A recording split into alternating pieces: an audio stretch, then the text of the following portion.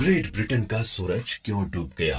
दोस्तों, आज मैं आपके सामने इतिहास के कुछ ऐसे पन्ने खोलने वाला हूँ जो हमें स्कूल तक में भी नहीं पढ़ाए गए। हम सब जानते हैं कि एक समय था जब ग्रेट ब्रिटेन का पूरे वर्ल्ड पर दबदबा हुआ करता था। आधी दुनिया तो उसकी गुलाम थी और बाकी आधी दुनिया में कोई ऐसा देश नहीं था जो पैसे, पावर और सत्ता के मामले में ब्रिटेन के आगे टिक पाए। परंतु आज उस सत्ता का अंत हो गया है। इसके पीछे के क्या कारण हैं, आज हम आपको इस वीडियो में बताएंगे। तो चलिए वीडियो शुरू करते हैं। तो welcome back to the knowledge of history channel and this channel and all scripts are owned by Hitesh Giri Gosai. विस्तार, इकोनॉमी और सैन्य शक्ति के मामले में ये देश आज भारत से भी पीछे है। जिस ब्रिटिश राज परिवार ने पूरी दुनिया पर हुकूमत की, उस राज परिवार के 380 मिलियन पाउंड को खर्च को वहाँ बोझ माना जाता है और विवादों के गुब्बारे भी उठने लगे हैं। ब्रिटेन के लोग आज आर्थिक मंदी से त्रस्त है। जो कभी 3 करोड़ 55 लाख स्क्वायर किलोमीटर विस्तार वाला ग्रेट ब्रिटेन हुआ करता था, महज आज 18,170 स्क्वायर किलोमीटर के दायरे में समेट कर रह गया है। पर सवाल ये है कि आखिर ये सब हुआ कैसे? तो इन सब के पीछे कुछ खास कारण है। चलिए जानते हैं इन कारणों को। दोस्तों, बात यह है कि आज से 100 साल पहले की दुनिया के देशों की समृद्धि उनके नेचुरल रिसोर्सेज से तय होती थी। जैसे कि मसाले, रेशमी कपड़े ने भारत को समृद्धशील बनाया था, वैसे ही ब्रिटेन के कुछ रिसोर्सेज ने ब्रिटेन को धनवान बनाया था।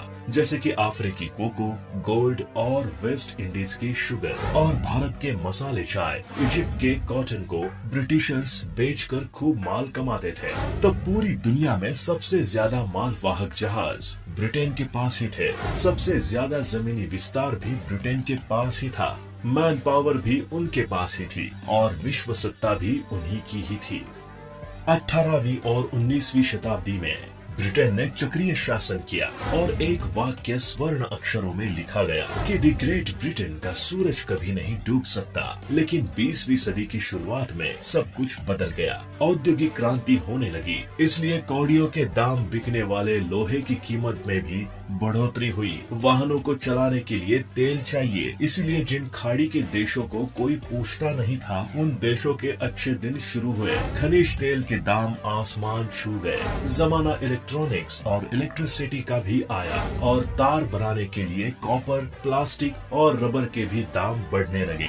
जिन पदार्थों की कोई कीमत नहीं थी, आज उनकी कीमत आसमान को छू रही थी और जमाना अब आधुनिक विज्ञान का हो चुका था। अब वे देश टिकने वाले थे जिनके पास नई टेक्नोलॉजी, खनिज तेल, गैजेट्स और क्रिएटिव लोग हो। इनके सामने कोको, शुगर, कॉटन कहाँ टिक पाते। ऊपर से गुलाम देशों पर निर्भर अंग्रेजों को बिना कोई काम किए ही बनी बनाई रोटी मिल रही थी।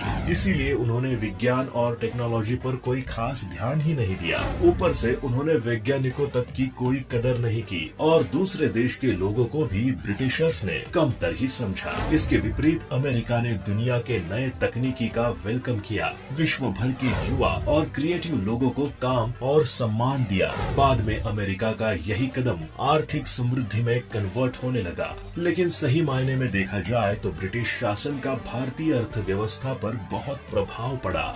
जैसे कि नंबर 1, भारतीय हस्तशिल्प का ह्रास। 1818 के चार्टर एक्ट द्वारा ब्रिटिश नागरिकों को भारत से व्यापार करने की छूट मिलने के फलस्वरूप भारतीय बाजार सस्ते एवं मशीन निर्मित आयात से भर गया। दूसरी ओर भारतीय उत्पादों के लिए यूरोपीय बाजारों में प्रवेश करना अत्यंत कठिन हो गया। 1820 के पश्चात तो यूरोपीय बाजार भारतीय उत्पादों के लिए लगभग बंद ही हो गए। भारत में रेलवे के विकास ने यूरोपीय उत्पादों को भारत के दूर दराज के क्षेत्रों तक पहुंचने में महत्वपूर्ण भूमिका निभाई। भारत में परंपरागत हस्तशिल्प उद्योग का ह्रास इसीलिए नहीं हुआ क्योंकि यहाँ औद्योगिक क्रांति हुई और ये ह्रास अंग्रेजी माल के भारतीय बाजारों में भर जाने से हुआ, क्योंकि भारतीय हस्तशिल्प अंग्रेजों के सस्ते माल का मुकाबला नहीं कर सका। लेकिन इस अवधि में यूरोप के अन्य देशों के परंपरागत हस्तशिल्प उद्योग में भी गिरावट आई, पर इसका कारण वहाँ कारखानों का विकसित होना था। ये वो समय था जब एक और भारतीय हस्तशिल्प उद्योग तेजी से पतन की ओर अग्रसर था, क्योंकि वो अपनी मृत्यु के कगार पर पहुंच गया था। वहीं दूसरी ओर इस काल में इंग्लैंड में औद्योगिक क्रांति तेजी से अपने पैर जमा रही थी तथा देश का तेजी से औद्योगिकरण हो रहा था। इस समय भारतीय शिल्पकार एवं दस्तकार पर्याप्त संरक्षण के अभाव में विषम परिस्थितियों के दौर से गुजर रहे थे। वही नए पश्चात अनुप्रयोगों तथा तकनीक ने उनके संकट को और गंभीर बना दिया। अनौद्योगिकरण का एक और नकारात्मक प्रभाव था भारत के अनेक शहरों का पतन तथा भारतीय शिल्पियों का गांव की ओर पलायन। अंग्रेजों की शोषणकारी तथा भेदभाव मूलक नीतियों के कारण बहुत से भारतीय दस्तकारों ने अपने परंपरागत व्यवसाय को त्याग दिया तथा वे गांवों में जाकर खेती करने लगे। इससे भूमि पर दबाव बढ़ा। अंग्रेज सरकार की कृषि विरोधी नीतियों के कारण ये क्षेत्र पहले से ही संकटग्रस्त था और भूमि पर दबाव बढ़ने के कारण ग्रामीण अर्थव्यवस्था बिल्कुल चरमरा गई। नंबर 2, कृषकों की बढ़ती हुई दरिद्रता।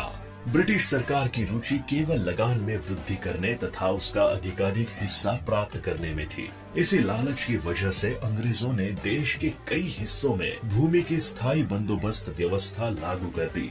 इस व्यवस्था में सरकार की मांग तो स्थिर थी, किंतु लगान जो जमींदार किसान से लेता था वो परिवर्तनशील था। अतएव कालांतर में लगान की दरों में अत्यधिक वृद्धि कर दी गई। लगान अदा न करने पर किसानों को उनकी भूमि से बेदखल कर दिया जाता था। इससे किसान भूमि पर अपनी पुश्तैनी अधिकारों से हाथ धो बैठते थे। सरकार द्वारा जमीन की उर्वरता बढ़ाने के लिए अत्यंत कम धन खर्च किया जाता था। जमींदार जिन्हें किसानों को भूमि से बेदखल करने का अधिकार था, अपने अधिकारों का दुरुपयोग करते थे तथा लगान में अपने हिस्से को बढ़ाने के लिए किसानों को बेगार करने हेतु विवश करते थे।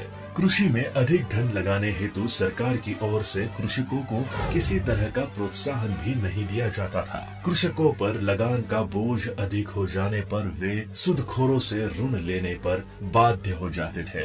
सूदखोर जो अधिकांशतः गांव के अनाज व्यापारी होते थे, काफी ऊंची दरों पर किसानों को ऋण देते थे तथा ऋण चुकाने हेतु उन्हें अपने उत्पाद को निम्न दरों पर बेचने के लिए मजबूर करते थे। इन शक्तिशाली सूदखोरों के प्रशासन एवं न्यायालय से अच्छे संबंध होते थे, जिसका उपयोग वे अपने विरुद्ध होने वाले मुकदमों के लिए करते थे। इस प्रकार किसानों के ऊपर सरकार, जमींदार एवं सूदखोरों का तिहरा बोझ होता था। अकाल एवं अन्य प्राकृतिक आपदाओं के समय कृषकों की समस्याएं और भी बढ़ जाती थी। अतः ब्रिटिश शासन की नीतियों से भारतीय कृषि पर अत्यंत नकारात्मक प्रभाव पड़ा तथा कृषकों की दरिद्रता अत्यंत बढ़ गई। नंबर 3, कृषि में स्थिरता एवं उसकी बर्बादी। कृषकों के पास न ही कृषि के साधन थे और न ही कृषि में निवेश करने के लिए धन। जमींदारों का गांवों से कोई संबंध नहीं था तथा सरकार द्वारा कृषि तकनीक एवं कृषि से संबंधित शिक्षा पर व्यय किया जाने वाला धन अत्यल्प था। इन सभी कारणों से भारतीय कृषि का धीरे धीरे पतन होने लगा तथा उसकी उत्पादकता बहुत कम हो गई। इसके बाद सन 1910 तक तो अमेरिका ब्रिटेन से काफी आगे बढ़ चुका था। ऊपर से सन 1914 में प्रथम विश्व युद्ध शुरू हुआ और 1918 में खत्म होते होते तो ब्रिटेन की इकोनॉमी को बहुत बड़ा झटका लगा।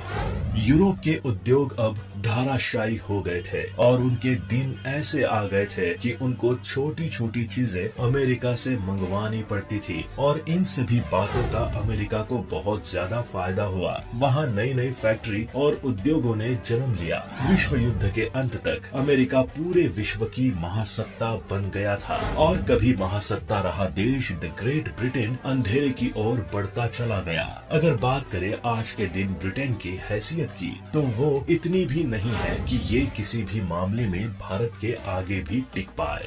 तो दोस्तों, आज के इस वीडियो में बस इतना ही। अगर आपको हमारा ये वीडियो पसंद आया हो तो वीडियो को लाइक करें, शेयर करें और ऐसे ही एपिसोड्स देखने के लिए हमारे channel the knowledge of history को सब्सक्राइब कर ले। मिलते हैं आपसे नेक्स्ट वीडियो में, तब तक के लिए गुड बाय।